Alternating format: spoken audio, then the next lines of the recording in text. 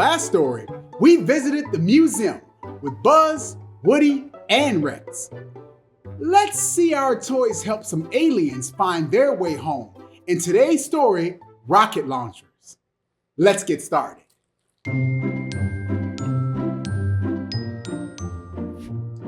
Woody the cowboy dog stood at the window in Andy's bedroom, peeking inside at the school bus. He heard the front door slam downstairs. Then he saw Andy run down the driveway, his backpack bouncing behind him. Andy stepped onto the school bus, and the bus quickly pulled away. Woody watched until the bus turned the corner and was out of sight. Then he turned around and looked at the other toys in Andy's room. "All clear," he announced. "Andy is off to school." The toys gathered on the floor in the middle of the room, surrounding a long cardboard box. Andy had brought it home the night before. Woody climbed down from the desk and walked over to the box. "Now," Woody said, "let's get a look at whatever this is." Woody flipped open the box flaps and looked inside. He saw several rubber tubes and a plastic stand. "What's in there?" Slinky Dog asked. He nudged Woody and looked inside. "I'm not sure, Slink," Woody said. He pulled a piece of paper out of the box. After a couple of minutes, he smiled. "It's a rocket launcher," he said. "How far do you think it goes?" Rex the dinosaur asked. "There's only one way to find out," Buzz Lightyear the Space Ranger replied. He started to lift pieces out of the box. Woody helped Buzz put the rocket together, and when it was finished, Buzz said, "Now, who wants to go first?" "I do," Jessie said as she jumped up and raised her hand. Buzz showed her what to do. There was a pump attached to the launch pad. Jessie stepped on the pump as hard as she could, and the rocket shot up into the air. It floated for a minute before landing lightly on Andy's desk. "Cool," said Ham the piggy bank. "Can I try?" "Sure, everyone can try," Woody said. He climbed up onto the desk and pushed the rocket off. When it was all set up again, Ham stumped on the pump. Whoosh! The rocket shot all the way across the room. "Look at that," said Rex. "The harder you stomp, the farther it goes." Soon, all the toys wanted to see how far each of them could make the rocket fly. Buzz and Woody helped set up the rocket for each toy and then measured the distance the rocket flew with a string from a yo-yo. Some toys launched the rocket straight up into the air, while others aimed for a desktop or to the door to Andy's room. "Looks like we have a tie," said Buzz after all the toys had taken a turn. "Yep," Woody agreed. Ham and Slink both made it all the way to Andy's door. "We need a tiebreaker," Jessie said. "That's a great idea," Woody replied. He helped Buzz set up the rocket, and then they turned to face the other toys. "What about the best out of three?" Rex offered. "That'll take too long," Jessie said. She was eager to see who the winner would be. "We could do one final stomp," Buzz suggested. "That puts pressure on Slink and Ham." "That's okay," said Slinky Dog. "Yeah," agreed Ham. "One more stomp sounds good to me." Woody held his hands behind his back. Slinky Dog and Ham had to guess how many fingers he was holding up to see who would go first. Slinky picked 5, and Ham guessed 3. "5 is right. Slinky goes first," Woody said, holding up his hand wide open. Slinky Dog walked over to the rocket. He stretched his body and rolled his head from side to side to loosen up. When he was ready, he nodded to Buzz. "Okay," Buzz announced to all the toys. "This is it, the big stomp."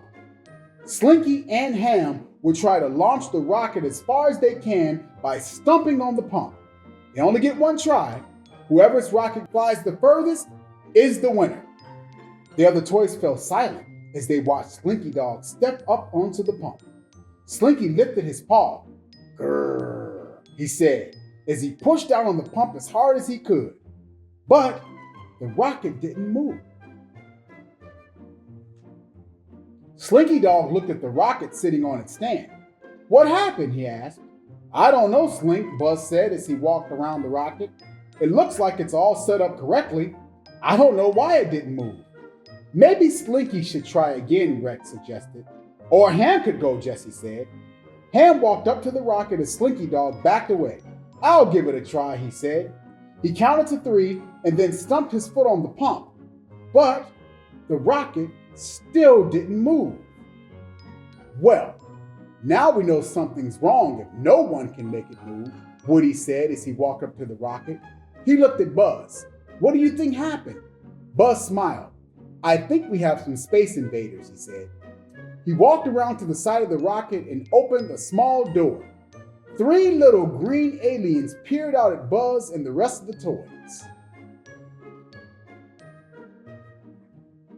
Hey guys, Woody said. What are you doing in there? Go to Earth, the aliens said together. One of them pointed toward the corner of the room by Andy's desk. Woody looked at Buzz, confused. Buzz looked over at the desk and saw a globe sitting on top. Andy had been using it the night before for a school project. Buzz helped the aliens climb out of the rocket. Sorry guys, he said, you're already on Earth. That is just a tiny scale model of the real, Buzz, Woody interrupted. He knew Buzz could ramble on and on for hours about the galaxy. Can we get back to the contest? Slinky and Ham want to see who can shoot this rocket to the moon. The other toys clapped and cheered, ready for the contest to get back underway. Slinky Dog stretched again as he waited for Buzz to give him the all clear. Then he stepped up to the pump.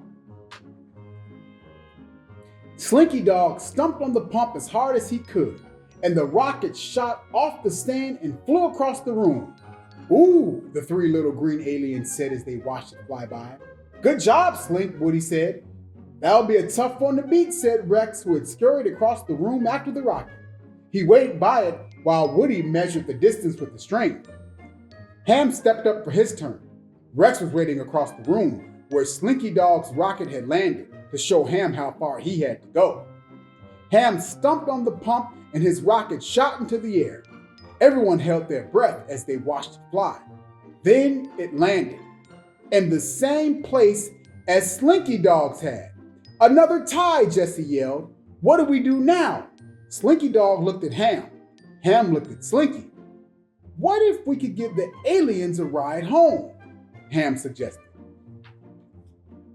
That's a great idea, Woody exclaimed as the aliens cheered. Ride into space, they said as they shuffled back over to the launch pad. You'll have to go one at a time, Buzz said as he helped the first alien into the rocket.